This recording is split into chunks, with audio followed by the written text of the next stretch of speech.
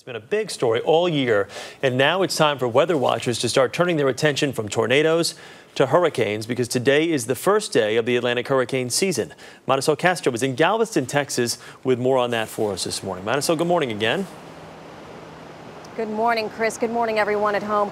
Well, Galveston knows devastation all too well. The city bore witness to the first and deadliest storm ever. Back in 1900, we weren't even naming storms. It was just known as the storm of 1900. 6,000 people died. More than a century later, the city was tested yet again. Hurricane Ike back in 2008. And despite all the devastation, Galvestonians know here that back then and today, they will forever be resilient. It was a storm the size of the very state it hit. Hurricane Ike made landfall in Galveston, Texas as a strong Category 2 hurricane on September 13, 2008, packing 110-mile-per-hour winds and a 15-foot surge of water.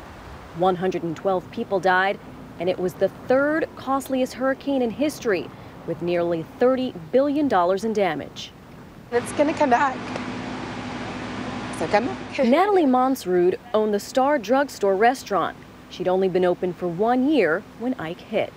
Even in her worst days, she never lost hope in her city or her community. Homemade ice cream, 2 homemade cakes in the end too, okay? You make 2 choices, I think. Either you just pick up and do, or you don't. And we just started working right away.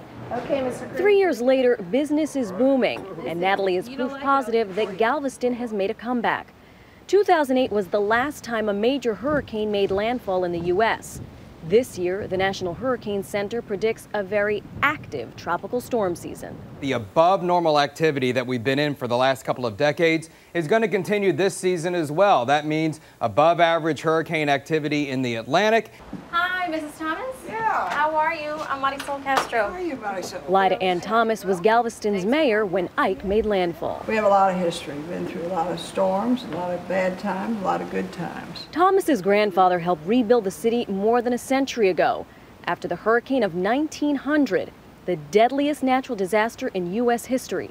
More than 6,000 lives were lost. We didn't have bonds, we didn't have FEMA, we didn't have insurance. The city had no money. Mayor Thomas saw Galveston through one of its darkest hours with Hurricane Ike.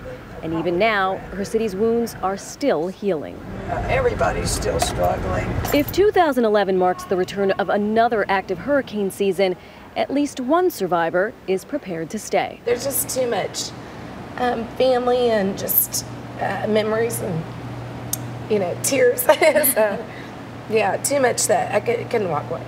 Yeah. And Chris, I have to tell you, there is a bit of a contrast if you go from one end of town to the other end of town. Just where you saw that store, the streets are bustling with folks. This is the tourist season, so businesses are expected to come back. But closer to the seawall, you can still see one rebuilt house and then 2 empty lots. One house in the process of being constructed and then 4 empty lots. So remember, after Hurricane Ike, Galveston lost about 10 to 12% of its population, and they're steadily working to bring folks back. Marysol, thank you. Some great information. We'll see you in just a couple of minutes.